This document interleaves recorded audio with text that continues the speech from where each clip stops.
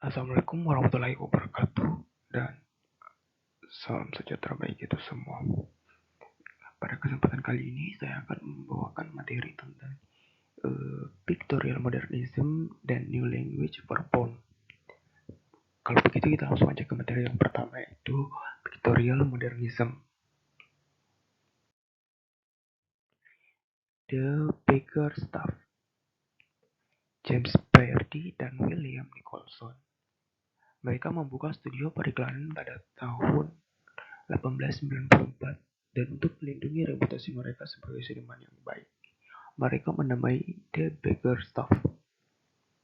Mereka mengembangkan teknik baru yang kemudian disebut collage, dengan memotong potongan kertas, memindahkannya dan menempelkannya pada posisinya di papan. Mereka membuat denah warna datar, di mana tepi bentuk digambar dan dengan digunting.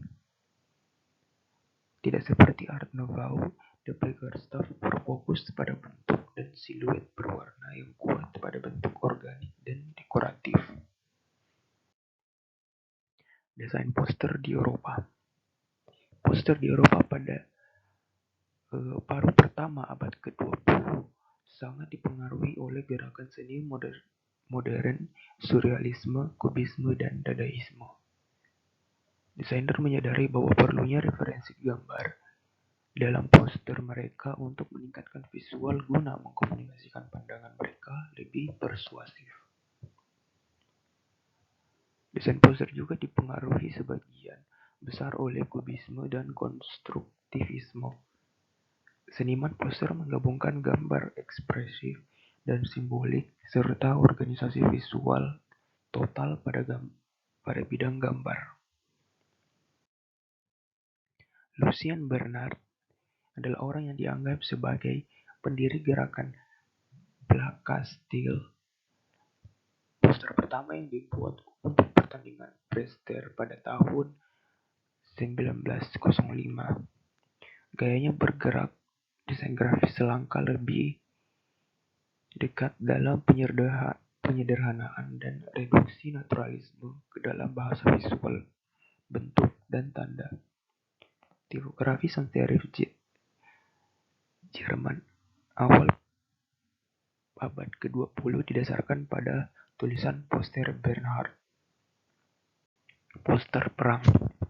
Pada masa Perang Dunia I, poster menjadi penting dalam komunikasi. Pemerintah menggunakan poster untuk persuasif visual dan propaganda. Art Deco. Art Deco adalah karya geometris yang populer pada tahun 1920-an dan 30-an yang sampai pada batas tertentu merupakan perpanjangan dari Art Nouveau. Ini menandakan kepekaan estetika, utama dalam desain grafis, arsitektur, dan desain produk selama beberapa dekade antara Perang Dunia. Pengaruh dari kubisme, Bauhaus, dan Queen-Association berbaur dengan De Stijl dan suprematisme, serta kegemaran akan motif Mesir, Aztec, dan Asyur, serta hasrat akan dekorasi. Placastil, sekolah desain reduktif dan datar yang muncul di Jerman pada awal abad ke-20. Itu menggunakan warna latar belakang yang datar, gambar besar dan sederhana, dan nama produk. Mein Kampf ditulis oleh Adolf Hitler untuk mengemukakan filosofi politik dan ambisi politiknya untuk Jerman.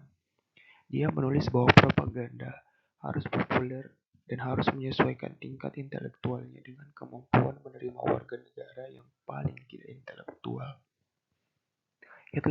Hitler yakin bahwa poster-poster yang dirancang lebih artistik yang digunakan di Jerman atau Austria selama Perang Dunia I adalah keliru, dan slogan-slogan dan ilustrasi populer sekutu lebih efektif.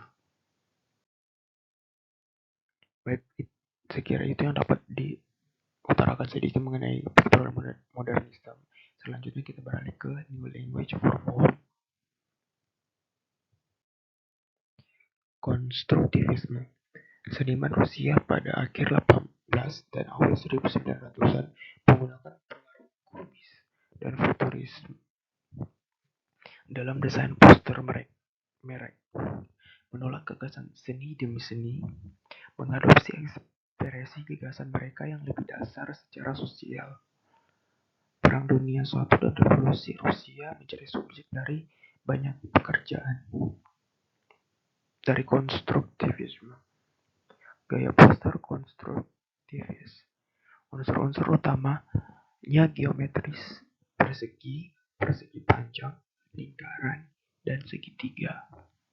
Gaya poster konstruktivis juga menggunakan berbagai bahan seperti kayu, nilon, timah, karton, dan lain-lain, dan merekatkannya untuk membuat montase atau kolase. Banyak tata letak memiliki kekuatan diagonal yang kuat dan dengan tipografi di muka. Shepard Fairey adalah desainer grafis, ilustrator, dan seniman jalanan modern yang terkenal dengan gaya poster bergaya konstruktivisnya. De Stilt didirikan di Belanda oleh Theo van Doesburg dan Piet Mondarian. Mencari hukum universal keseimbangan dan harmoni. Untuk mengurangi elemen menjadi 3 warna primer dan menghilangkan garis lengkung atau diagonal. Bentuk huruf sans berdasarkan persegi. Piet Mondarian adalah pelukis Belanda, akhirnya menghilangkan semua elemen representasional dan bergerak menuju abstraksi geometris murni yang merupakan dasar dari gerakan De Stilt. Theo van Doesburg adalah pendiri gerakan De Stilt. Seperti Mondarian, citra visual dikurangi menjadi bentuk dan warna dasar. Gaya Mondarian sudah banyak digunakan oleh para desainer masa kini. Kubo futurisme. Avantgarde Rusia melihat ciri-ciri umum dalam kubisme dan futurisme dan menciptakan istilah ini. Eksperimen dalam tipografi dan desain menjadi ciri publikasi futuris mereka yang menampilkan karya komunitas seni visual dan sastra. Suprematisme, gaya melukis bentuk dasar dan warna murni yang didirikan dari Casimir Malevich, menolak fungsi utilitarian dan representasi gambar. Abstraksi geometris non-objektif ini dimaksudkan untuk mengekspresikan perasaan murni melalui bentuk visual. Konstruktivis, sekelompok 25 seniman yang dipimpin oleh Vladimir Tatlin dan Alexander Rodchenko yang meninggalkan seni demi seni untuk mengabdikan diri pada desain industri, komunikasi visual, dan seni terapan yang melayani masyarakat komunis baru. Konstruktivisme ada kelompok yang menghimbau para seniman untuk berhenti memproduksi barang-barang yang tidak berguna seperti lukisan dan beralih ke poster, karena karya seni seperti itu sekarang menjadi kewajiban seniman sebagai warga masyarakat yang membersihkan ladang dan sampah-sampah tua untuk persiapan menghadapi masa depan. 3 prinsip kerja ini adalah tektonik, tekstur, dan konstruksi. Tektonik adalah prinsip konstruktivisme yang merepresentasikan penyatuan ideologi komunis dengan bentuk visual. Tekstur adalah prinsip konstruktivisme yang berurusan dengan sifat bahan dan bagaimana mereka digunakan dalam produksi industri.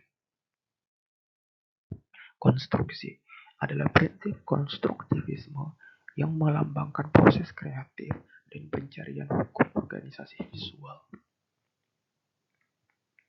PROWIN, akronim untuk proyek untuk pembentukan atau penegasan seni baru, diciptakan oleh L. Lissitzky untuk menamai nama lukisannya sendiri.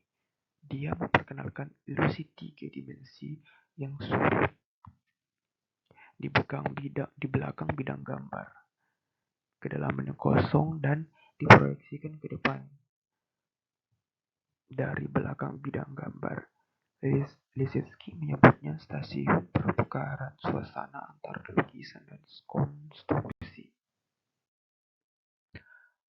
Novy Curie adalah majalah untuk semua bidang kreatif yang dirancang oleh Alexander Rodchenko.